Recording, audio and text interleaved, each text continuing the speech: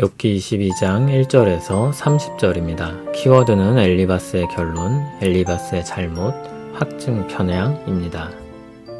대만 사람 엘리바스가 대답하여 이르되 사람이 어찌 하나님께 유익하게 하겠느냐. 지혜로운 자도 자기에게 유익할 따름이니라. 내가 의로운들 전능자에게 무슨 기쁨이 있겠으며 내 행위가 온전한들 그에게 무슨 이익이 되겠느냐. 하나님이 너를 책망하시며 너를 신문하심이 너의 경건함 때문이냐. 내 악이 크지 아니하냐. 내 죄악이 끝이 없느니라. 까닭없이 형제를 볼모로 잡으며 헐벗은 자의 의복을 벗기며 목마른 자에게 물을 마시게 하지 아니하며 줄인 자에게 음식을 주지 아니하였구나. 권세 있는 자는 토지를 얻고 존귀한 자는 거기에 사는구나. 너는 과부를 빈손으로 돌려보내며 고아의 팔을 꺾는구나. 그러므로 올무들이 너를 둘러있고 두려움이 갑자기 너를 엄습하며 어둠이 너로 하여금 보지 못하게 하고 홍수가 너를 덮느니라. 하나님은 높은 하늘에 계시지 아니하냐. 보라, 우두머리 별이 얼마나 높은가. 그러나 내 말은 하나님이 무엇을 하시며 흑암 중에서 어찌 심판하실 수 있으랴. 빽빽한 구름이 그를 가린즉 그가 보지 못하시고 둥근 하늘을 거니실 뿐이라 하는구나. 내가 악인이 밟던 옛적 길을 지키려느냐. 그들은 때가 이르기 전에 끊겨버렸고 그들의 터는 강물로 말미암아 함몰되었느니라. 그들이 하나님께 말하기를 우리를 떠나서서 하며 또 말하기를 전능자가 우리를 위하여 무엇을 하실 수 있으랴 하였으나 하나님이 좋은 것으로 그들의 집에 채우셨느니라. 악인의 계획은 나에게서 머니라. 의인은 보고 기뻐하고 죄 없는 자는 그들을 비웃기를 우리의 원수가 망하였고 그들의 남은 것을 불이 삼켰느니라 하리라. 너는 하나님과 화목하고 평안하라. 그리하면 복이 내게 임하리라. 청하건대 너는 하나님의 입에서 교훈을 받고 하나님의 말씀을 내 마음에 두라. 내가 만일 전능자에게로 돌아가면 내가 지음을 받을 것이며 또 내 장막에서 불의를 멀리하리라. 내 보화를 티끌로 여기고 오빌의 금을 계곡의 돌로 여기라. 그리하면 전능자가 내 보화가 되시며 내게 고귀한 은이 되시리니 이에 내가 전능자를 기뻐하여 하나님께로 얼굴을 들 것이라. 너는 그에게 기도하겠고 그는 들으실 것이며 너의 소원을 내가 갚으리라. 내가 무엇을 결정하면 이루어질 것이요 내 길에 빛이 비치리라. 사람들이 너를 낮추거든 너는 교만했노라고 말하라. 하나님은 겸손한 자를 구원하시리라. 죄 없는 자가 아니라도 건지시리니 내 손이 깨끗함으로 말미암아 건지심을 받으리라. 아멘. 세 번째 난타전이 시작되었습니다. 이번에도 엘리바스가 선공입니다. 2절을 보면 사람의 한계를 말하면서 사람의 지혜가 하나님께 유익할 것이 없다고 했습니다. 그리고 욥의 말을 반박합니다. 욥의 의가 하나님께 무슨 의미가 있냐는 것입니다. 하나님께서 지금 욥을 책망하고 계신 것 같은데 그게 그의 경건함 때문이냐고 했습니다. 5절을 보면 엘리바스가 처음으로 단도직입적으로 말합니다. 내 악이 크다. 내 죄악이 끝이 없다. 그리고 6절에서 9절을 보면 죄목들을 열거합니다. 까닭없이 형제를 볼모로 잡고 헐벗은 자의 의복을 벗기고 목마른 자에게 물을 마시게 하지 아니하고 줄인 자에게 음식을 주지 아니하였다고 합니다. 권세 있는 자가 토지를 얻고 존귀한 자가 거기에 산다고 했는데 욥이 그와 같다는 것입니다. 그렇게 부자였던 욥이 과부를 빈손으로 돌려보내고 고아의 팔을 꺾는다고 했습니다. 근거는 하나도 없습니다. 그러나 욥이 당한 현실을 보니 안 봐도 뻔하다는 식의 고발입니다. 10절, 11절을 보면 그래서 욥이 고난을 당한다고 말합니다. 올무들이 욥을 둘러있는 것, 두려움이 갑자기 그를 엄습한 것, 어둠이 보지 못하게 하고 홍수가 덮친 것, 그러한 고난들 모두 욥의 죄악으로 말미암은 결과라는 것입니다. 엘리바스는 12절 아래서 하나님에 대해 말하기 시작합니다. 하나님은 높은 하늘에 계셔서 모든 것을 살피는 분이라고 했습니다. 그러나 욥은 어떻게 생각한다고 말합니까? 하나님이 무엇을 아시며 흑암 중에서 어찌 심판하실 수 있으랴. 빽빽한 구름이 그를 가린즉 그가 보지 못하시고 둥근 하늘을 거니실 뿐이라 하는구나. 13절, 14절은 성경에서 악인들이 주로 하는 생각이나 말입니다. 그런데 엘리바스는 그것을 욥에게 뒤집어 씌우고 있습니다. 15절을 보면 엘리바스는 이렇게 말합니다. 내가 악인이 밟던 옛적 길을 지키려느냐. 욥이 악인이 가던 길을 따르고 있다는 것입니다. 악인들은 악행으로 말미암아 때가 이르기 전에 죽는데 그 악한 길, 멸망의 길로 욥이 가고 있다는 것입니다. 악인들은 하나님을 향해 우리를 떠나소서 말하며 전능자가 우리를 위하여 무엇을 하실 수 있으랴고 한다고 했습니다. 하나님이 없는 인생을 바라는 것입니다. 18절에 보듯이 좋은 것으로 하나님께서 그들의 집을 채우셨는데 악인들은 하나님을 떠나고 밀어냈다고 하는 것입니다. 그러나 엘리바스는 그러한 악인의 계획에서 멀다고 했습니다. 오히려 자신은 의인에 속한다는 것입니다. 오히려 의인은 어떻습니까? 악인의 멸망을 보고 기뻐하며 죄 없는 자는 그들을 비웃는다고 했습니다. 엘리바스가 보기에 자신은 의인의 편에 서 있고 욥은 악인의 편에 서 있습니다. 엘리바스는 욥을 향해 거기서 돌이키라고 말합니다. 21절을 보면 하나님과 화목하고 평안하라고 했습니다.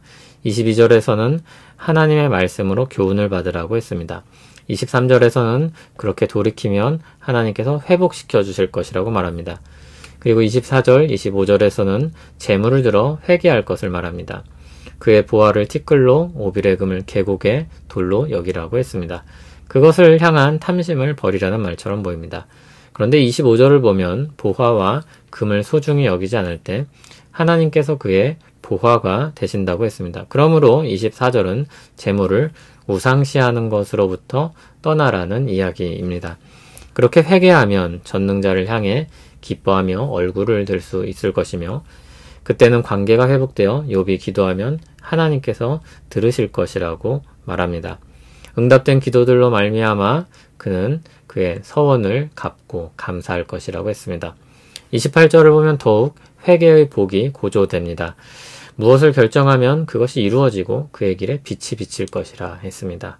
그러므로 사람들이 욥을 낮추면 교만했다고 고백하라고 합니다. 그러면 하나님께서 그 겸손한 자를 구원하신다 했습니다.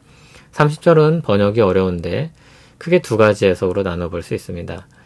죄 없는 자가 아니라도 건지시는 하나님이 욥의 손이 깨끗하다면 더욱 건지실 것이라는 뜻입니다. 또는 욥의 깨끗한 손으로 말미암아 죄인까지도 구원받는다고 볼 수 있습니다. 앞의 맥락을 생각하면 회개하고 건짐을 받으라는 의미로 읽는 것이 자연스러워 보입니다. 엘리바스는 마지막 논쟁에서 자신의 입장을 아주 분명하게 밝혔습니다. 욥, 너는 죄를 지은 게 분명하구나. 어서 돌이켜 회개하고 복을 받으라는 것입니다. 엘리바스는 친구들 중 나이가 제일 많은 만큼 점잖고 사려 깊은 인상을 주었습니다. 그러나 표현만 조금 부드러울 뿐 그의 말을 관철시키고자 하는 생각은 똑같았습니다. 그는 자신의 주장을 교양 있게 말했던 것에 불과했습니다. 그리고 자신의 주장을 위해 하나님에 대한 지식을 차용한 것입니다. 엘리바스는 하나님께서 전능자이시며 그 어떤 사람에게서도 유익한 것을 얻을 수 없고 그것이 필요하지 않다는 것을 강조했습니다. 그러나 그것 외에 다른 모든 것들은 다 틀렸습니다. 그 하나님의 이름과 속성을 가지고 욥이 죄인이라고 단정했는데 사실 욥은 무죄였습니다. 보지도 않은 그의 죄를 추정하여 덧씌워 버렸습니다. 자신의 주장을 옳다고 보이게 하기 위함이었습니다. 이런 오류는 신자들에게서도 얼마든지 일어날 수 있습니다. 하나님에 대한 지식, 신앙에 대한 지식을 가지고 내 주장을 위해 사용하는 것입니다. 그런 일을 할 때 사람들은 자신의 잘못을 눈치채지 못합니다. 옳은 일을 하고 있다고 착각하기도 합니다. 충성스럽게 하나님을 따라 살았고 혹시라도 잘못한 것이 있을까 회개하고 자녀들의 죄까지도 회개하며 살았던 욥에게 엘리바스가 유죄를 선언합니다. 근거는 하나님으로 포장했지만 그것은 자신의 논리를 위한 것이었습니다. 엘리바스의 논리는 무엇이었습니까? 하나님이 악인을 치신다는 것입니다. 그리고 욥이 재앙을 당하고 있으니 그가 분명 악인이라는 것입니다. 그 주장이 엘리바스와 친구들의 생각이었습니다. 거짓말도 여럿이 주장하면 진실이 됩니다. 진짜 진실이 되는 게 아니라 진실처럼 보이고 우겨지게 됩니다. 엘리바스는 욥이 권세를 휘두르는 악을 범했다고 했는데 엘리바스야말로 힘을 남용하는 잘못을 범하고 있었습니다. 자신의 생각을 옳다고 여기고 주장하는 사람은 자신도 모르게 어리석게 됩니다. 자신의 주장이 정답이고 그것을 위해 모든 지식이 총동원됩니다.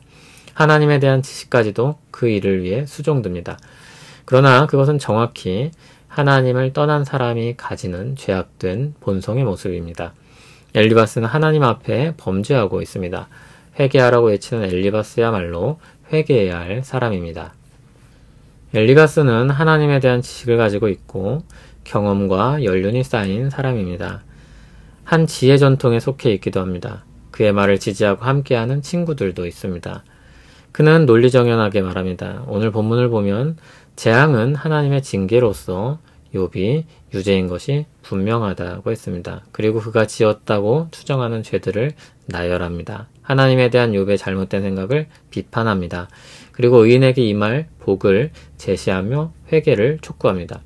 욥의 시작과 끝을 모른 채 그 현장에 있었다면 우리는 고개를 끄덕였을지도 모릅니다.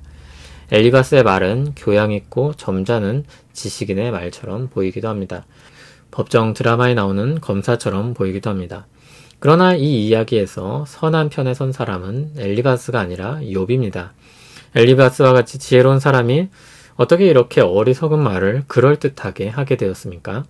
자기중심적인 생각에 빠져들고 그 생각을 공유하는 사람이 자기 곁에 있자 그는 더욱 확신을 가지고 밀어붙인 것입니다. 자기중심적인 생각, 확증, 편향에 빠져버린 것입니다. 그러면서 그는 정직, 겸손, 사랑과 같은 것들을 잃어버리고 맙니다. 자기중심적인 우리 생각으로부터 빠져나와야 합니다. 하나님의 말씀이 그 출구이며 하나님을 향한 겸손한 기도가 그 동력입니다. 하나님 아버지, 우리를 죄악된 생각에 빠져들지 말게 하옵소서. 모든 악에서 우리를 건져주시옵소서. 주님의 은혜가 없으면 우리는 얼마든지 언제든지 엘리바스가 될 수 있습니다. 우리의 생각과 주장으로 상대를 짓누르고 죽이지 않게 하시며 하나님 편에 서 있는 것처럼 포장하면서 자신을 위하지 않게 하옵소서. 우리를 그 유혹과 오류와 착각으로부터 지켜주시옵소서. 예수님 이름으로 기도합니다. 아멘.